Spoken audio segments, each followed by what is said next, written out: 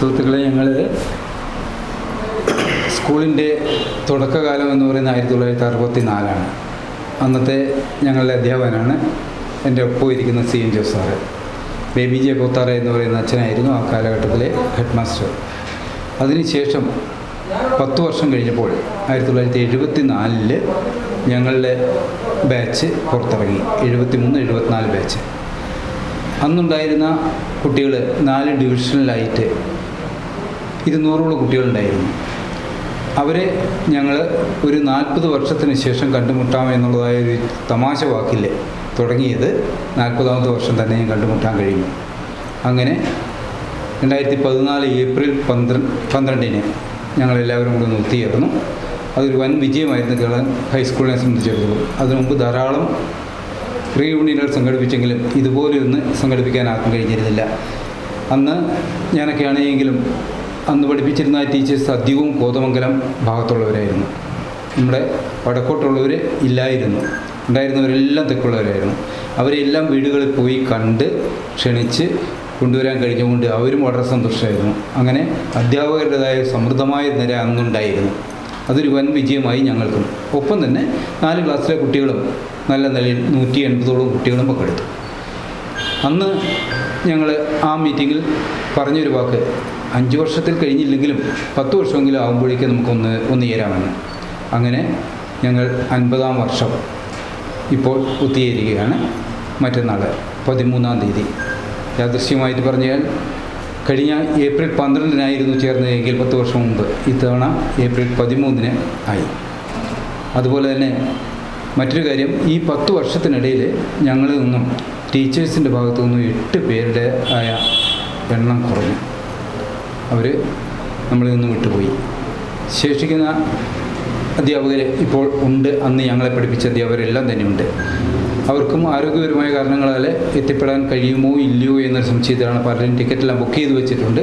ചിലപ്പോൾ വരും, ഇല്ലെങ്കിൽ വന്നില്ല എന്ന് വരും, ദൂരെ എന്നുള്ളവർ. പിന്നെ ഈ നാട്ടിൽ അന്നുണ്ടായിരുന്ന അധ്യാപകരിൽ ഒരു 6 പേര് ഇവിടെയുണ്ട് ഇപ്പോൾ. അവർ ഏതായിരുന്നാലും നമ്മളോടൊപ്പം സഹകരിക്കും. പിന്നെ ഞങ്ങളിൽ നിന്നും ഈ പറഞ്ഞ പോലെ 11 കുട്ടികൾ സുഹൃത്തുക്കൾ ഈ 10 വർഷ കാലയളവിൽ ഞങ്ങളിൽ നിന്ന് വേറിട്ട് പോയിട്ടുണ്ട്. ഇപ്പോൾ ശേഷിക്കുന്ന ആൾക്കാർ ഏകദേശം 165ഓളം ആൾക്കാരുണ്ട്. അവരിൽ ആരോഗ്യപരമായ കാരണങ്ങളാൽ പലരും കിടപ്പിലായിട്ടുള്ളവരുണ്ട്. അങ്ങനെയുള്ള വിഷമങ്ങളൊക്കെ അനുഭവിക്കുന്നവരുണ്ട്. എങ്കിലും ഞങ്ങൾ ഏകദേശം ഒരു 100ഓളം ആൾക്കാരെ വരും എന്ന രീതി പ്രതീക്ഷിക്കുന്നുണ്ട്.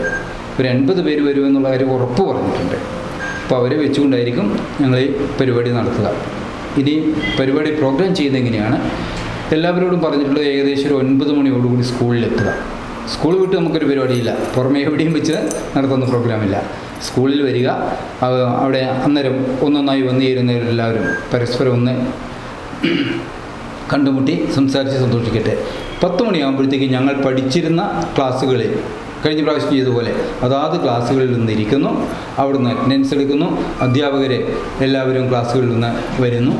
അതിനുശേഷം ഒരു 11 മണിക്ക് ഒരു ഫോട്ടോ സെഷൻ ചെയ്ത് ഉടൻ തന്നെ എന്ത് ചെയ്യും, ഞങ്ങൾ ഒരു പൊതു മീറ്റിംഗ് എന്ന രീതിയിൽ വേറെ ആരെയും ക്ഷണിക്കൊന്നുമില്ല. ഞങ്ങൾ കുട്ടികൾ, ഞങ്ങളുടെ അധ്യാപകർ, അവരെ ഒന്ന് ആദരിക്കുന്നൊരു ചടങ്ങും കൂടെ നടത്തി ഉച്ചഭക്ഷണത്തോടുകൂടി പിരിയുക എന്നതാണ് ഞങ്ങൾ പദ്ധതി പ്ലാൻ ചെയ്തിരിക്കുന്നത്.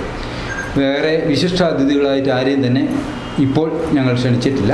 വേറെ ഒന്നുകൊണ്ടല്ല, ഈ പ്രായത്തിൽ വരുന്ന ആൾക്കാർക്ക് ഈ വെയിലിൻ്റെ, ഈ ചൂടിൻ്റെ ഈ സാഹചര്യത്തിൽ എത്രയും വേഗം കൂട്ടുകാർ തമ്മിൽ ഒന്ന് കണ്ടുമുട്ടുക, അവരുടെ അധ്യാപകരെ ഒന്ന് ആശ്ലേഷിക്കുക. ഇതാണ് ഞങ്ങൾ ലക്ഷ്യമിടുന്നത്.